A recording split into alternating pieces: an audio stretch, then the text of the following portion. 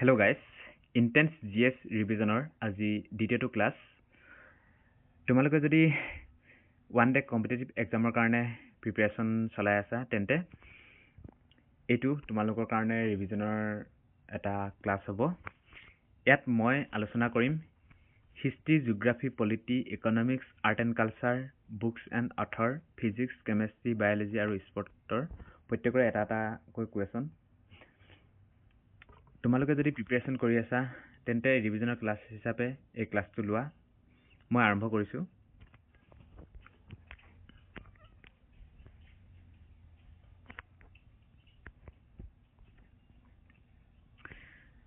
প্ৰথম কুৱেশ্যনটো হৈছে the latest discovered state of matter is. শেহতীয়াকৈ আৱিষ্কাৰ কৰা পদাৰ্থৰ অৱস্থাটোৰ নাম কি? আমি জানো যে পদাৰ্থৰ অৱস্থা চাৰিটা: গোটা, জুলীয়া আৰু গেছীয়।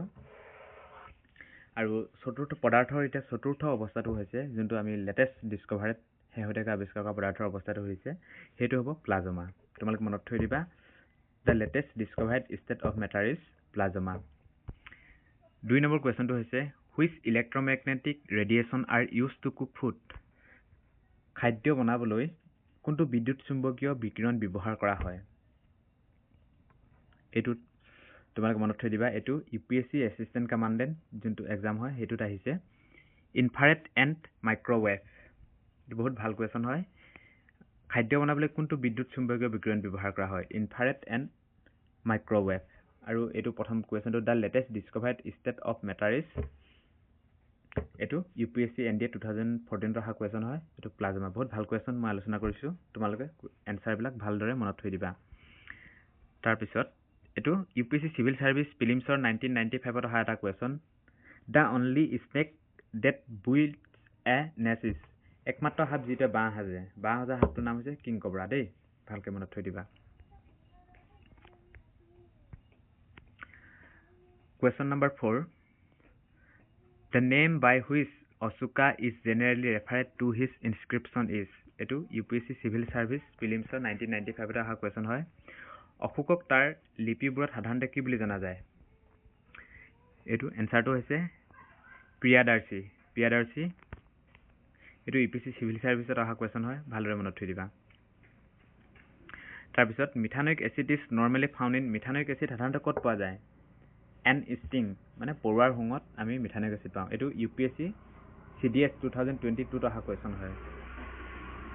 কুৱেশ্যন নম্বৰ 6টো হৈছে what is the distance between the stumps of both side in cricket.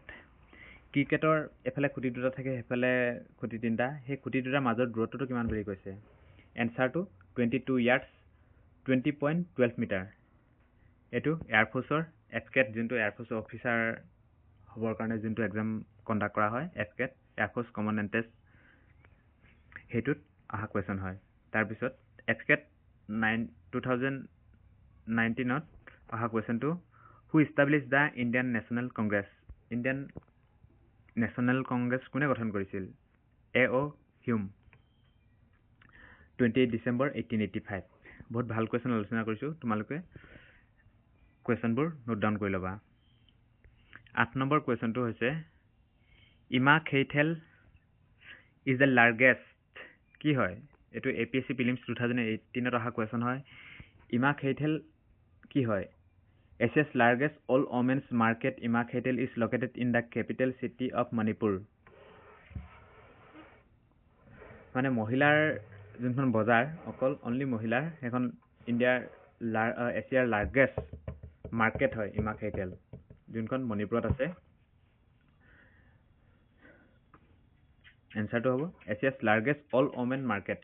হা, তাৰপিছত আৰু APSC অহা 2018 অহা এটা কুৱেশ্যন আলোচনা কৰিছোঁ। Hornbill festival of Nagaland is celebrated in which venue. Hornbill festival নাগালেণ্ডৰ ক'ত অনুষ্ঠিত হয়? কিছামা ঠাইটুকুৰাত হয়, যোনটো মানে কহিমাৰ পৰা 12 কিলোমিটাৰ দূৰত। তাৰপিছত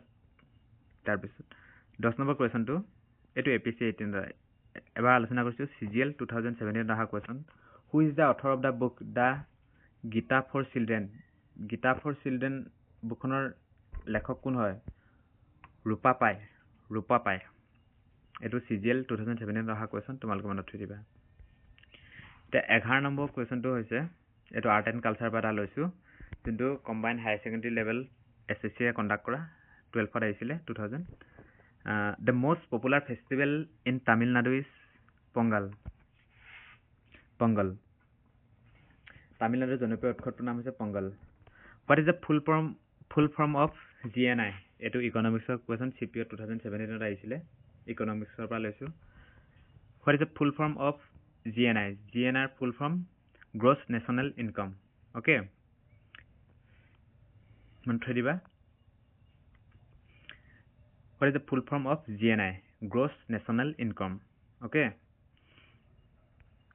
আজিলৈ সামৰিছোঁ নেক্সট ক্লাছৰ কাৰণে অপেক্ষা কৰি থাকিবা thank you